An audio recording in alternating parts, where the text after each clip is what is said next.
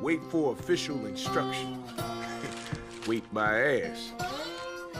Kill all sons of bitches. That's my official instructions. This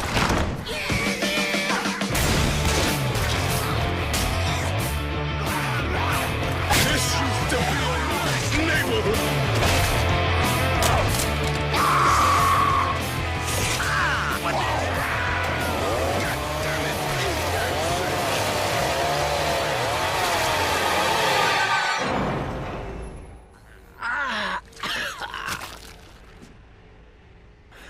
Holy shit.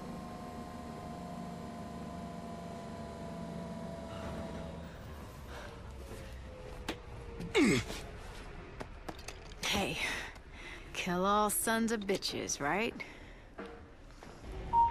I have not come this far to die now.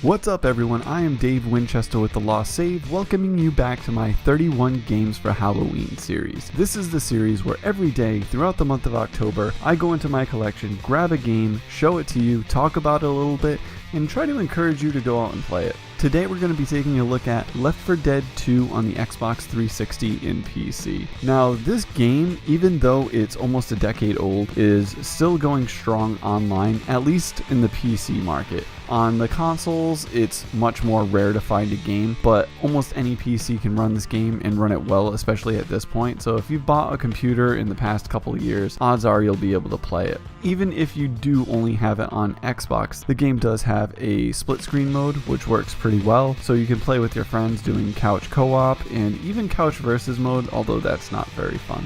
So what is Left 4 Dead 2? Nowadays, almost every game has an online cooperative component, but this game was one of the first to allow you to go online with 4 friends and take on a full-fledged zombie apocalypse, more like 28 Days Later or the Dawn of the Dead reboot.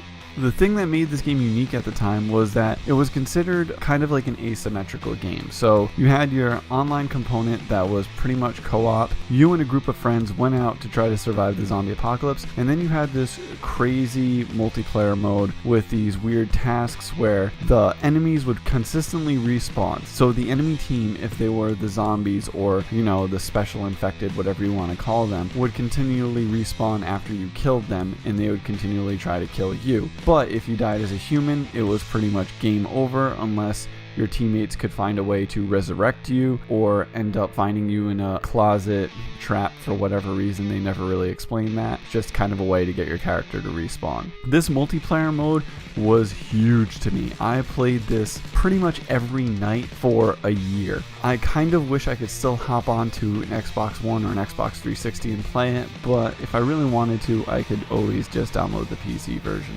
Now, some of the cool features of this game. If you played the first Left 4 Dead and you like that content, you don't have to go back and reload Left 4 Dead 1, because Left 4 Dead 2 eventually allowed you to play all of the content from the first game in the second game with the updated engine and physics and new special infected and all the stuff that came with it, which was a really cool feature that not many companies would ever do, so I'm surprised they did it here. The other cool thing about this game is all of the DLC with it is spectacular.